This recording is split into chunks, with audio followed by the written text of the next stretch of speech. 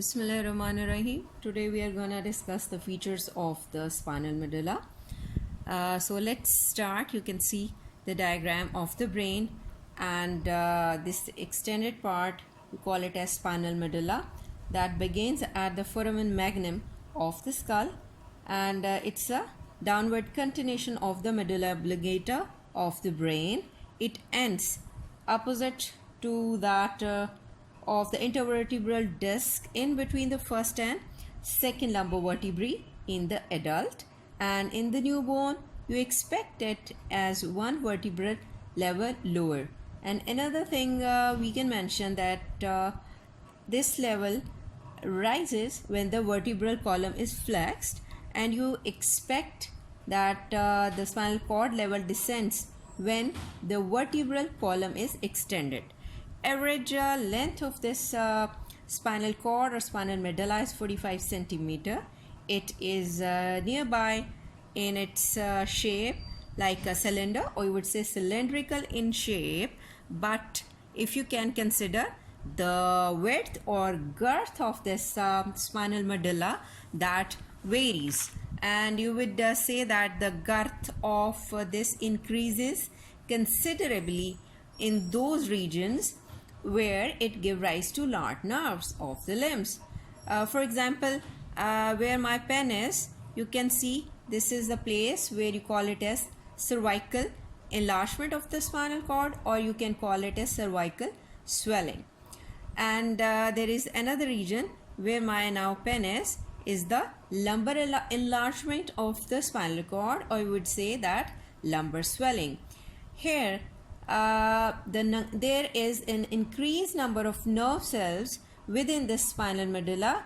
If we cut down it transversely and see the gray matter of it, we expect that due to the maximized number of nerve cells over there, because these two swellings, they have to give rise to larger nerves of the limbs, as I have already mentioned. So the cervical swelling, it extends from the foramen magnum to the first thoracic vertebra and attains its maximum you would say broader transverse diameter at the level of cervical 6 vertebra. And in case of the this lumbar swelling, it extends from 10th to 12th thoracic vertebra. Maximum diameter you would expect at 12th thoracic vertebra, and afterwards you would be looking into it that it is now rapidly tapering to a point that it forms the conus medullaris. That narrow tapered end is called as conus medullaris. Now you can see in this very diagram that we can observe bilaterally the paired spinal nerves, which are 31 in number, and each spinal nerve is attached to the spinal cord segment. Or how do you define the spinal segment? Basically the part of the spinal medulla to which any one pair of nerve is attached is called as spinal segment. So for sure 31 paired spinal nerves are there, and there are 31 segments of the spinal cord.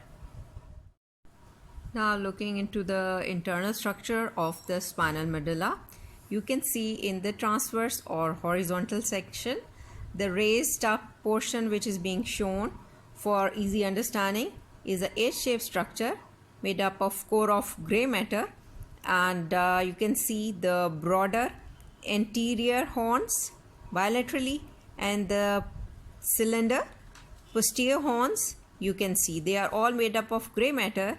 In the very center there is a central canal that traverses it, and anterior to it there is a portion of commissural matter which is called as gray commissure, connecting the two ventral horns crossing the midline, and this is the only neuronal continuity between the two halves of the spinal medulla. And what else? You can see that this is the anterior gray commissure anterior to the central canal, and the posterior gray commissure, both connecting the two portions of the gray horn.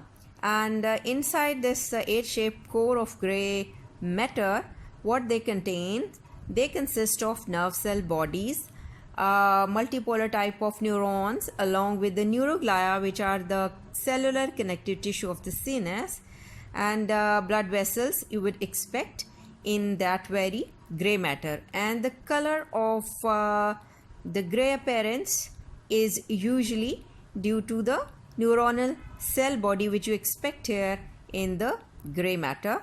And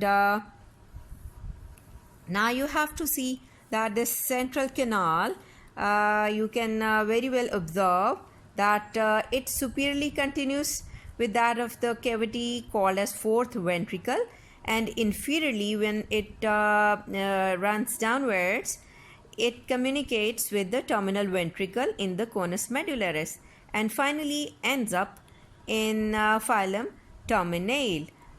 So it basically contains inside the CSF, and in old individual it is mentioned that it just consists of the clump of ependymal cells which lines this central canal cavity, consisting of ciliated columnar cells. And what else you expect in this view of transverse section of the spinal cord, that you can see from the ventral horn, the rootlets coming from this. These are anterior rootlets. They are joining to form the anterior root or ventral root, consisting of the motor root you would say, whose nerve cell bodies are buried here in this anterior horn. The size of the root varies with the amount of the tissue supplied by them. It's being said that more the tissue, the longer the nerve. So the nerve roots basically that supply the limbs plexus, they are larger. For example, if I mention brachial plexus and the lumbosacral plexus. And the nerve roots located in the upper cervical and thoracic roots, they are of smaller size except the T1, which you know that it takes part in the brachial plexus. And another thing about the amount of gray matter you expect is also equal to the amount of tissue supplied by the spinal nerve, which arise from that very spinal segment. What happens that gray matter is more where increased amount of muscles are being supplied, as muscles are more in limbs you would say. So the anterior horn or motor root, they are larger in the cervical and the lumbar swellings you would say, because in the other region we expect that the upper cervical and thoracic region showing these gray matter in the spinal cord is less in number, because the muscle being supplied in the cervical and thoracic region, they are also lesser in number. And if we expect that it is a place where the thoracic one up to the L2 and 3 lumbar segment is there, we find another spike like I would rather draw lateral spike like gray matter is there on both sides, and it is meant to be having inside the nerve cell bodies that give rise to preganglionic sympathetic fibers for contributing to the white rami for sympathetic nervous system.